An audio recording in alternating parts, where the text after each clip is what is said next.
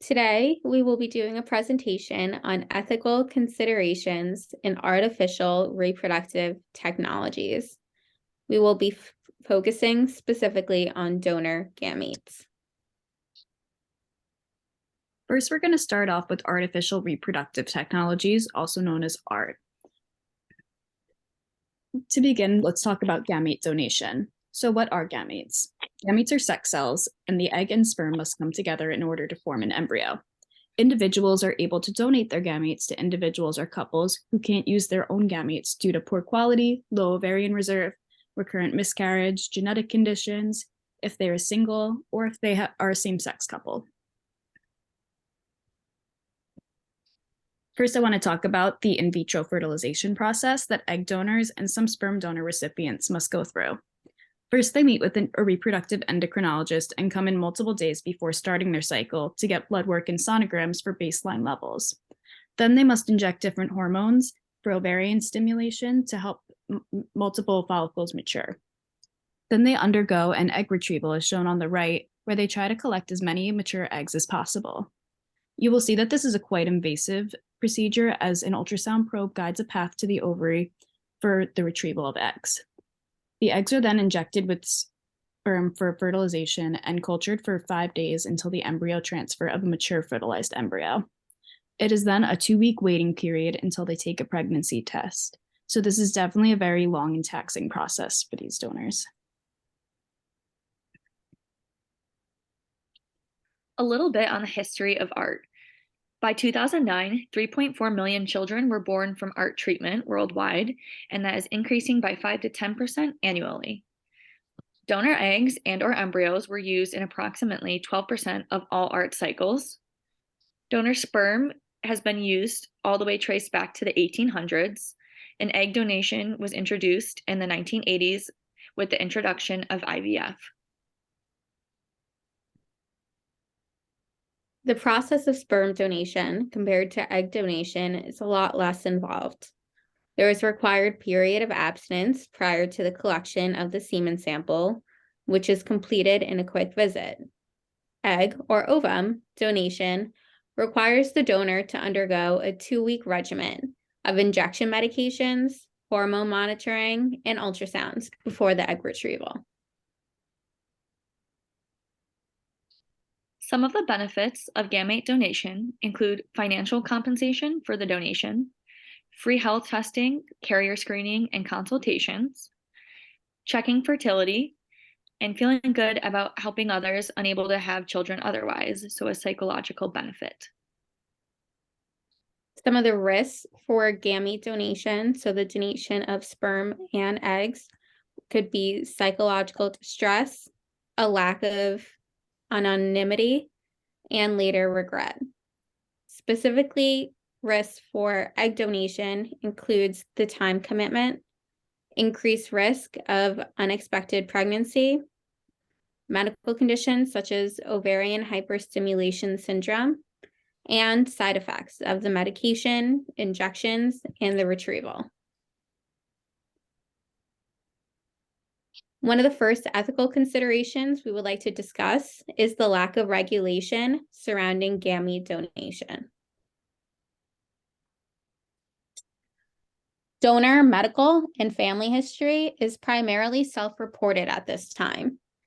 Stevens Law was introduced to the U.S. House of Representatives in July 2022 to force disclosure of medical information and confirmation from their healthcare providers.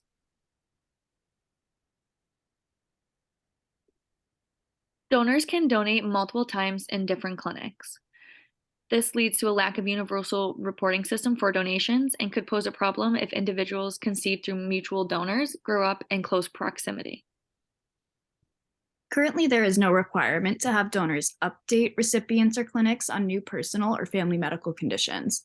Some conditions can affect the conceived individual later in life. The American Society of Reproductive Medicine does encourage donors and recipients to share medical information with clinics as it becomes relevant, but it is not required. One of the debates centered around this issue is donor anonymity. At this time, donors choose their level of anonymity at the time of donation. So the debate is centered around those who feel donor-conceived individuals have a right to know, support the disclosure of pertinent information about donors that could be identifiable information, or a violation to the donor's privacy. The United States legal system has yet to take a hard stance on this debate.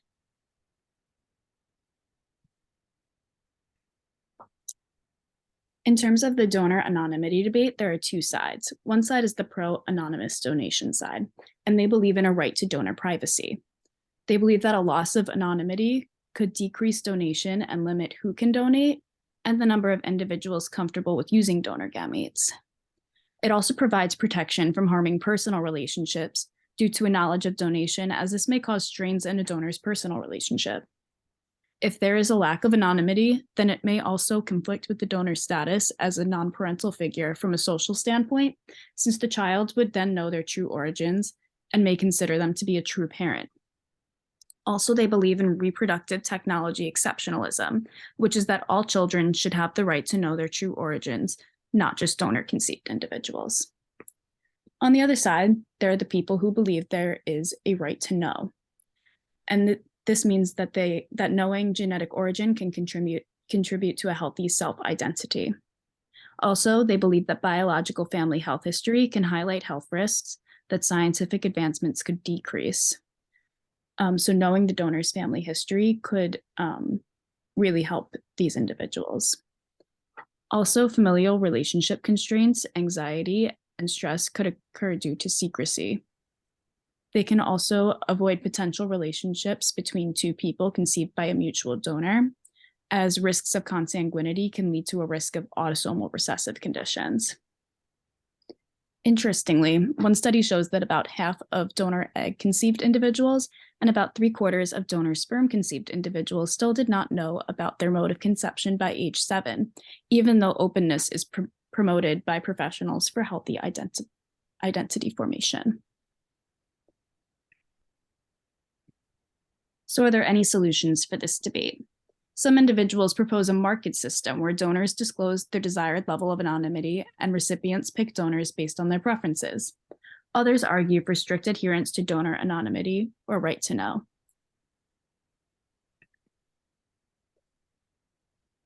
Next, we will discuss the financial implications of using donor gametes and how that is a major barrier to accessibility of infertility treatment.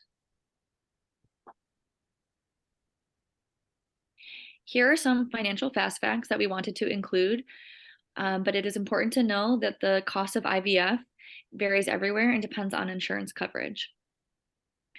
The median price of one IVF cycle in the US is $19,200. A single cycle can be found to represent 50% of an average person's annual disposable income, meaning money that isn't going directly to bills. It's also important to note here that one IVF cycle is not considered the full course of treatment. Over 2 cycles is typically needed for there to be success. Due to lack of ART coverage by insurance, majority of the individuals who undergo these procedures pay out of pocket. 34% of patients had to stop treatment because of unaffordability, and 70% of women who underwent IVF went into debt. Mandated coverage by insurance can result in better accessibility, but longer waiting periods. It has also been seen that these mandates can impose more restrictions on which populations have access, as in some states, they did not include same-sex couples to have access to this coverage.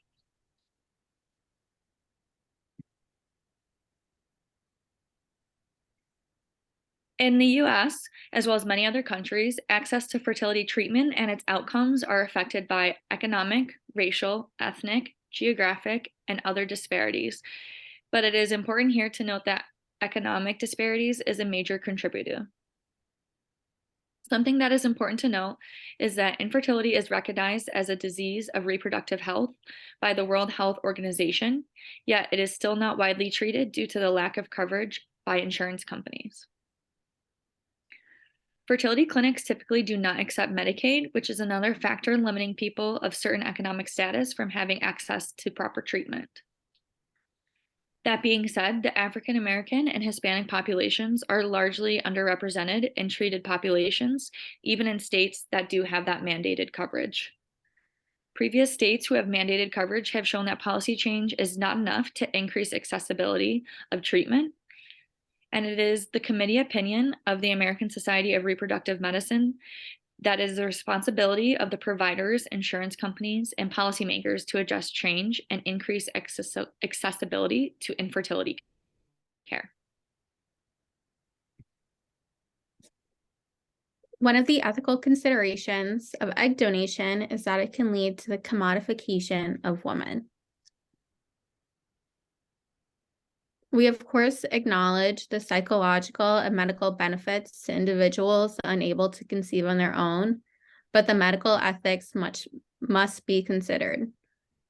Recruitment is typically financially driven in ads, focusing on allowing young women to gain more financial freedom or money for loans. So does recruitment by means of financial gain protect the health and safety of egg donors? Individuals may agree to donate solely due to severe financial need, which can be seen as coercion.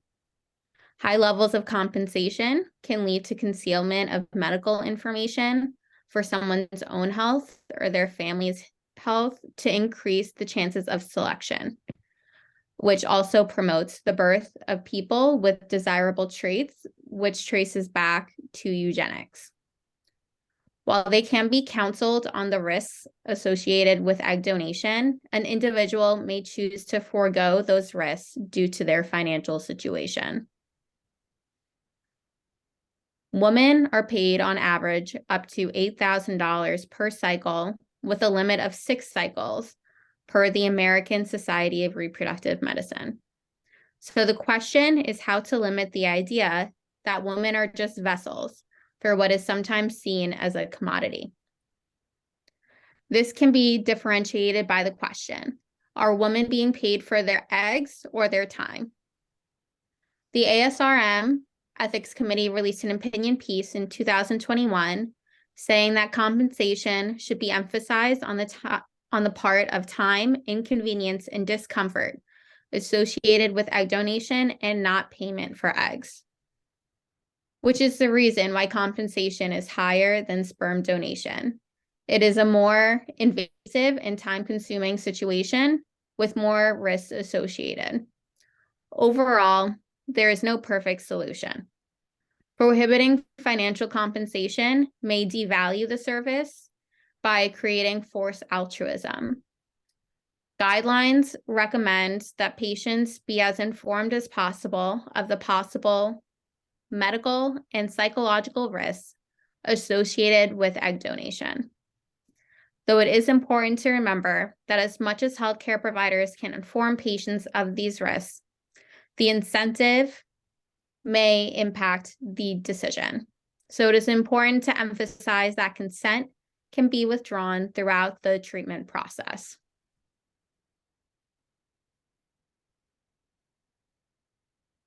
We would like to acknowledge the Long Island University Post class of 2023, as well as our professors. Please check out our other modules for more discussions surrounding ethical considerations in genetic counseling.